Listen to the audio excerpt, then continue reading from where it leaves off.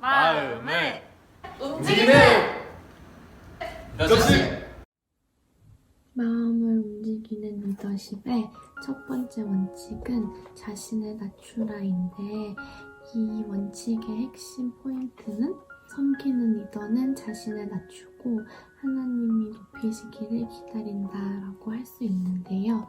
이 챕터는 예수님을 통해서 섬기는 리더의 모습을 보여주고 있고, 또 어떻게 하면 우리가 직접 그 예수님과 같은 모습을 우리의 삶에 실천할 수 있는지 말하고 있는데, 이번 챕터를 읽으면서 가장 기억에 남는 두 가지 포인트를 말씀드리자면, 첫 번째는 섬기는 자가 갖춰야 할 두 가지 자질인데, 그것은 겸손, 그리고 또 하나님의 때를 기다릴 줄 아는 능력이고, 섬김과 겸손은 같이 가기 때문에 둘 다 갖춰야만 성숙할 수 있다. 제가 실천하고 싶은 부분은 올해 개인 목표가 기도를 더 많이 하는 거였는데, 여기서 기다림에 대해서 말하면서 조용한 기다림은 마치 하루를 돌아보며 그날의 마지막 시간에 현관에 앉아있는 것과 같다.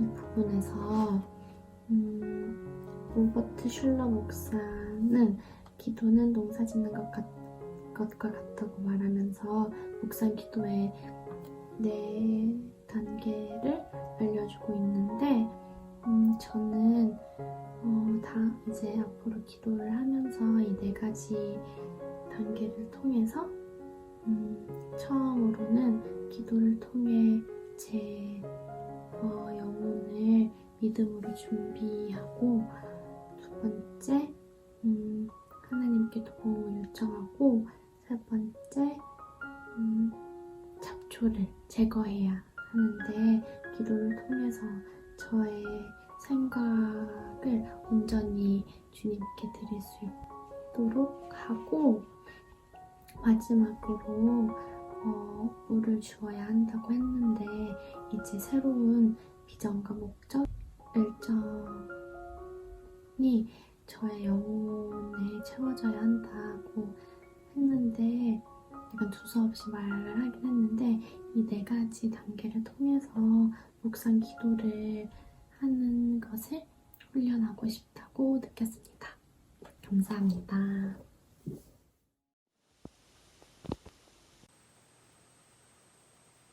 먼저 따라가는 사람이 되기 위해서는 누구든지 그를 자원하는 마음으로 순종해야만 한다는 내용이 나오거든요.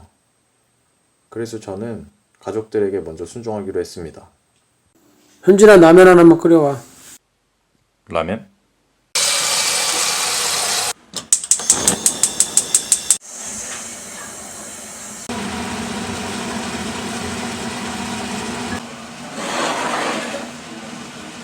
오빠! 왜? 물 좀 떠다 줘. 물?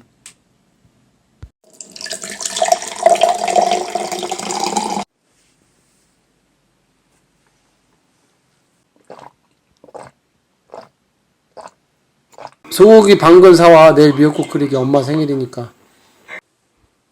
소고기? 그 미역국 끓일 때 쓰는 얼마예요?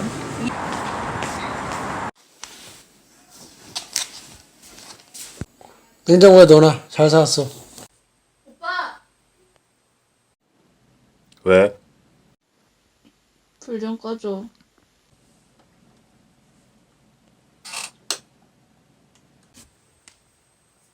순종은 굴복이 아니라 사랑과 존경에서 나온다. 세 번째 원칙입니다.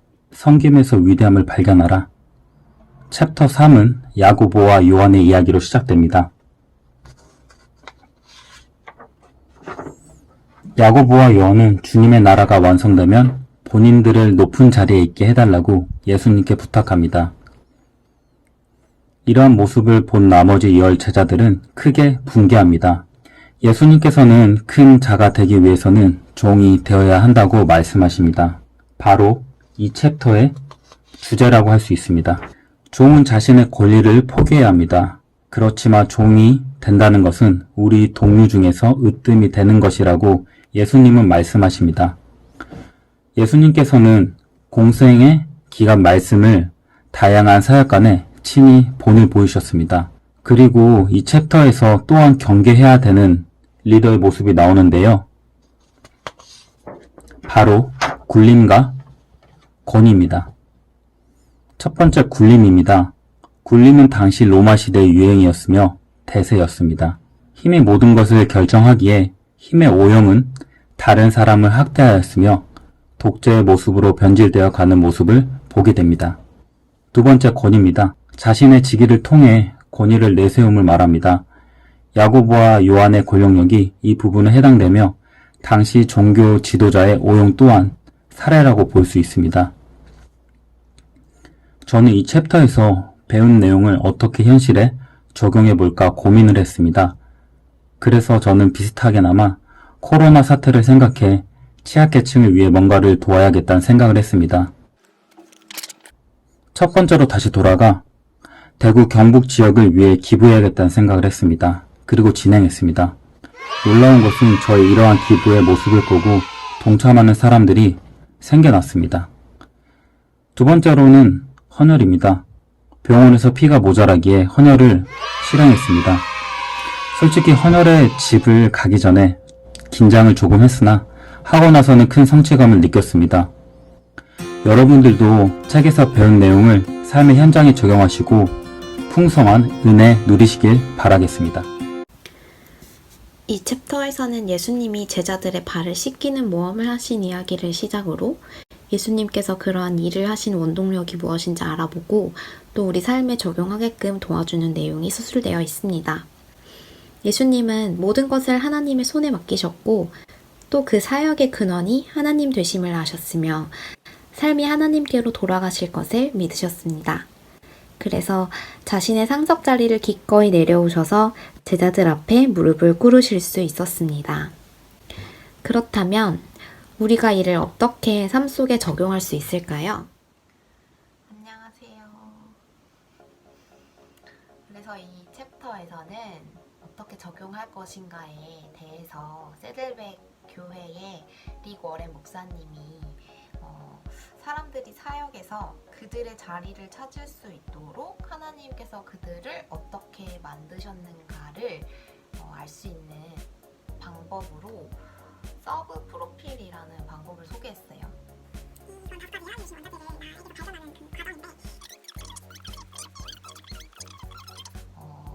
이 책을 조금 더 깊게 읽고 공감하고자 이 5가지를 한번 저 나름대로 정리해 보려고 합니다.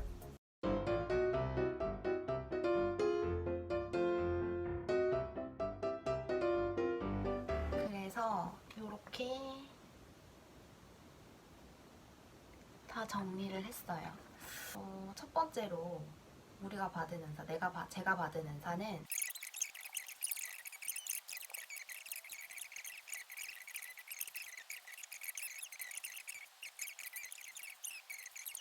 것 같습니다.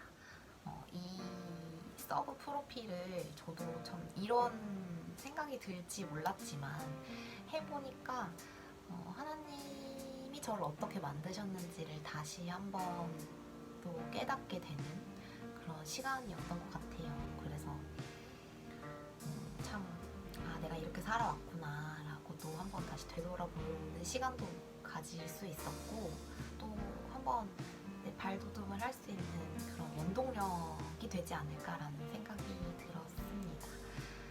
이 서브 프로필 해보시기를 추천하고요. 이상입니다. 안녕.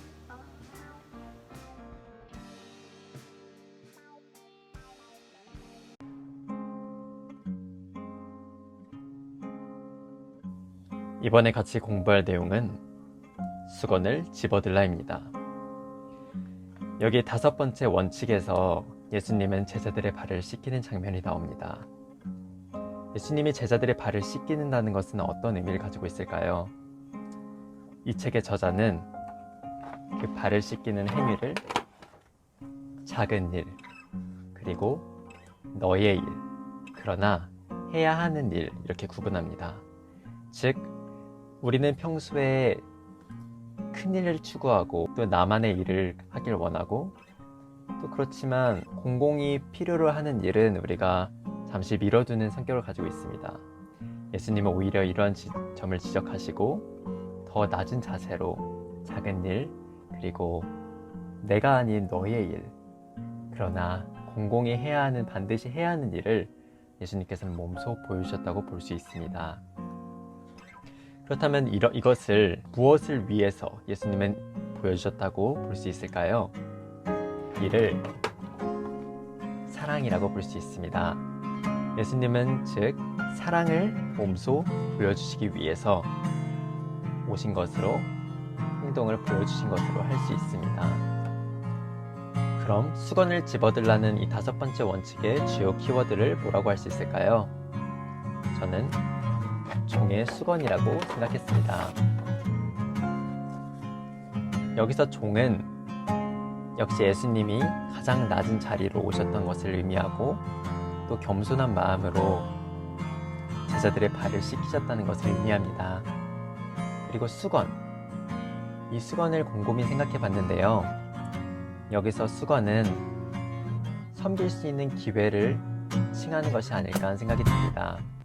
즉, 원칙 5번째, 수건을 집어넣으라는 말은 우리가 섬길 수 있는 자리에서 낮은 마음으로, 작은 일이지만 또 내 일이 아니지만, 그러나 이것이 누군가의 필요가 되기 때문에 내가 섬길 수 있다고 볼 수 있습니다. 그럼 제가 이 일을 어떻게 실천했는지 함께 다음 장면으로 보시죠.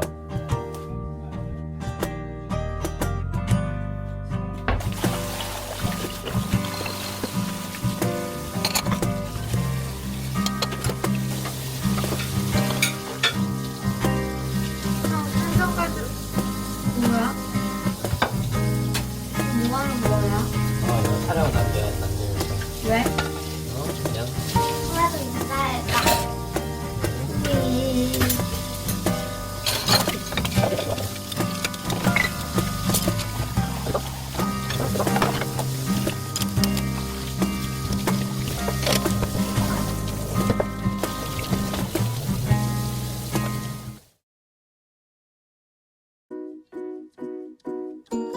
여섯 번째 원칙, 책임과 권위를 나누라. 하나님이 주신 비전에 대해 책임을 지기 위해서는 그룹에 속한 모든 사람이 맡겨진 임무에 대해 책임감과 권위를 느낄 수 있게 해야 한다. 즉, 섬기는 리더는 자신의 책임과 권위를 다른 사람들에게 맡길 줄 안다. 권위가 없는 책임만 주어진다면 사람들은 무기력함을 느끼게 된다. 반면 책임 없는 권위는 그들의 목적을 불명확하게 만든다. 우리의 선생님이신 예수님께서는 어떠하셨을까? 예수님께서는 하나님의 사랑을 온 민족에게 전하는 책임을 우리에게 주셨다. 뿐만 아니라 그분의 권위를 위임하셔서 우리가 그 사역에 동역할 수 있도록 하셨다.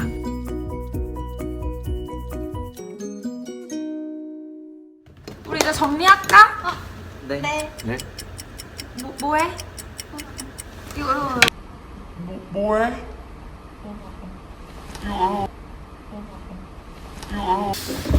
우리 하고 가야지.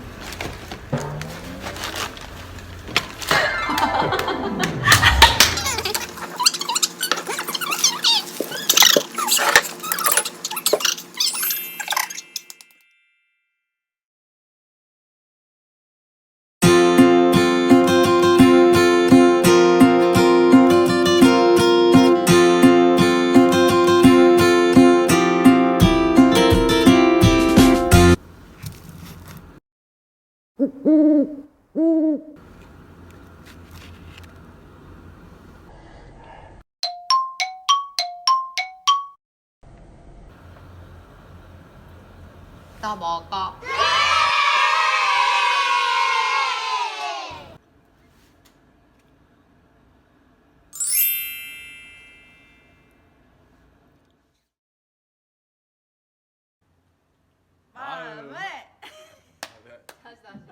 움직여.